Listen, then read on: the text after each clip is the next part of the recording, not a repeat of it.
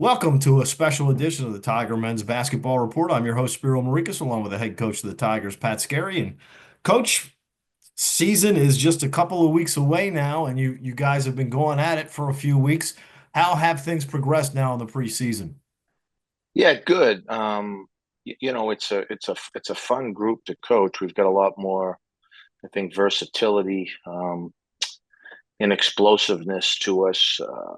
But we've got to make sure we don't forsake some things that are important to us, like defense and rebounding and good measure of execution and communication. So it's part of the reason why I have a lot of practices and some couple scrimmages, right? But I really believe in the group, and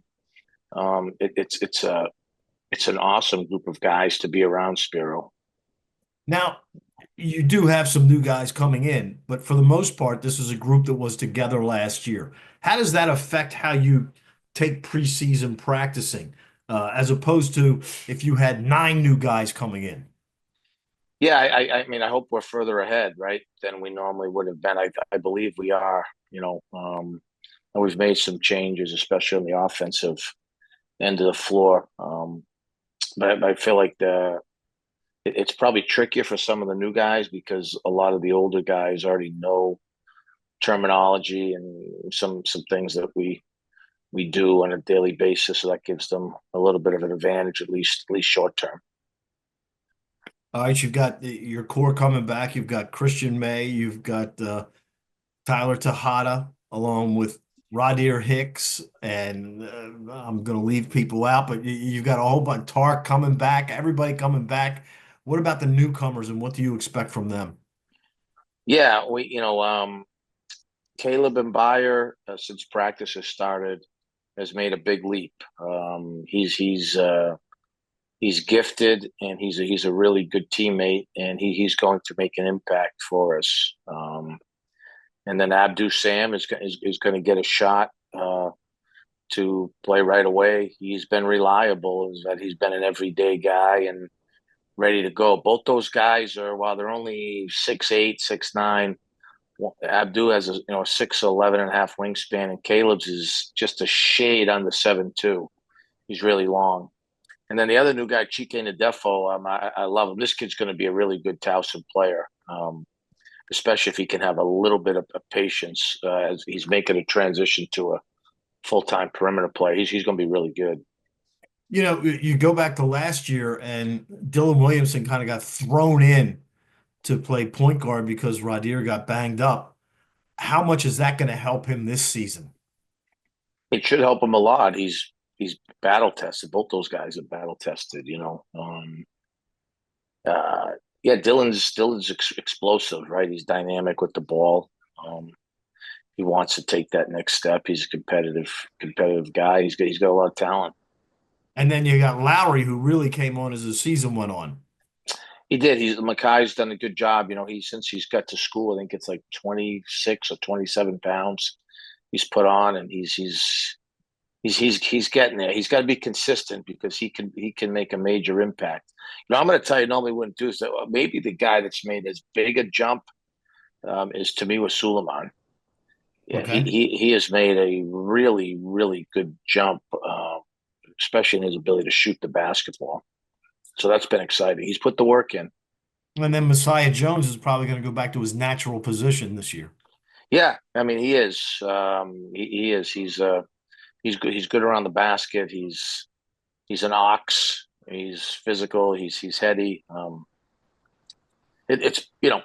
don't take for granted that we have like a really good staff and really good players that all came back. I really it says a lot about our university, and hopefully the type of student athletes that we're trying to evaluate and get here, and the families they come from.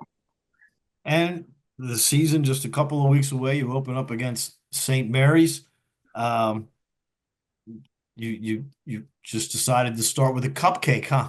Yeah, yeah. I mean, look, a top 25 team, Randy Bennett, supposedly a difficult venue to play in, incredible size, physicality. Be a good measuring stick for us. Look, we got a tough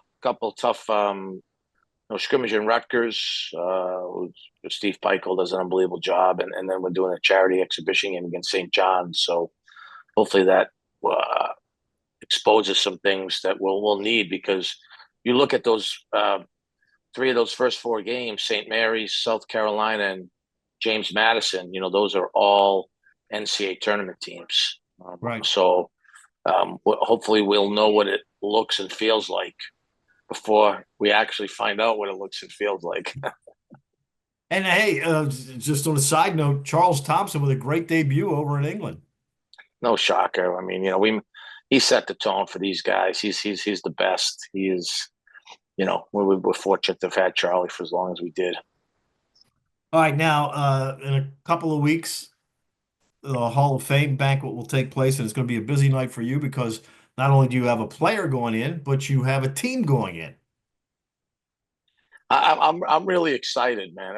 First of all, I'm excited for you. It's long overdue. What you've meant to athletics and the university, and to me and our program personally. We're really excited for you, Well, and I thank know you. you are.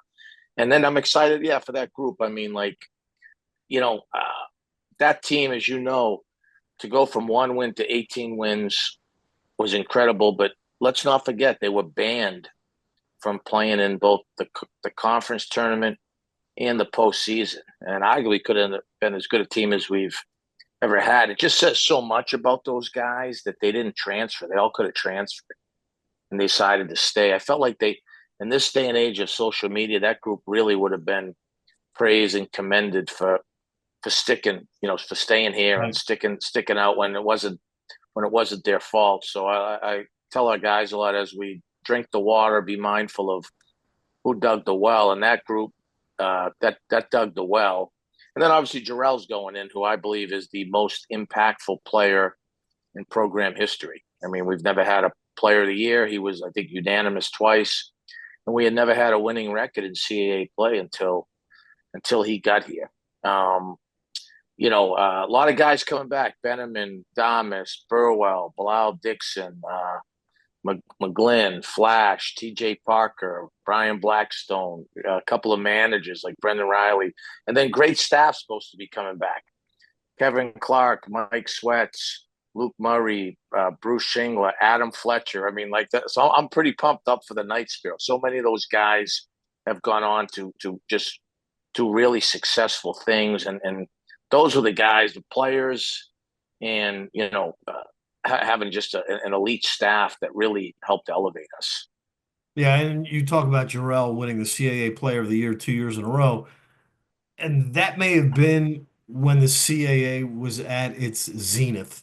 So not only was he the CAA Player of the Year 2 years in a row, but he was in the CAA when they probably had their highest, the conference had its highest ever rankings. Yeah, there's, like I said, there's been no, without Jarrell Benjamin, after going 1-31 and then hitting the postseason ban, I'm probably unsuccessfully selling encyclopedias. Let's get that straight. Do they still make them? That's why they've been unsuccessful. That team, as we wrap it up, and for folks that don't remember or weren't around, the Tigers are going 1-31 the year before, and then they win 18 games the following year, biggest turnaround in NCAA history. And you got off to a slow start, and there was a game at Oregon State. You were down by 18 and came back to win that game on a Marcus Damas jumper with about 2/10 of a second left, and that really turned the whole season around. It did. It gave us some. It gave us some belief. And like I said, I don't think people understand how hard it is for a bunch of guys to stay committed when they know they don't have any postseason tournaments to play for the entire year. And I said I'm personally forever indebted to those guys for just staying the course, and really to help us get the ball rolling here at our great university. Well, Coach, we appreciate it. The weekly Tiger men's basketball report starting up real soon. And are you going to wear glasses on that show too? I got these readers this summer. It's been a game changer. I've been reading up on some jokes for the show, so it's helped my vision. So better get ready. Will we see these on the sideline or No, no? No. I'd be worried. I'd be worried. Imagine how many of these I'd break. How many a game would you break? That's the thing. Mike All right, Sweats. Hey, coach. Mike Sweats is coming back, and you said I used to fire Mike Sweats more than anybody. Oh my gosh, he used to get fired 3 or 4 times a game. Coach, we appreciate it, and we will see you soon. Go Tigers. Thanks for tuning in to another edition of the Tiger Men's Basketball Report.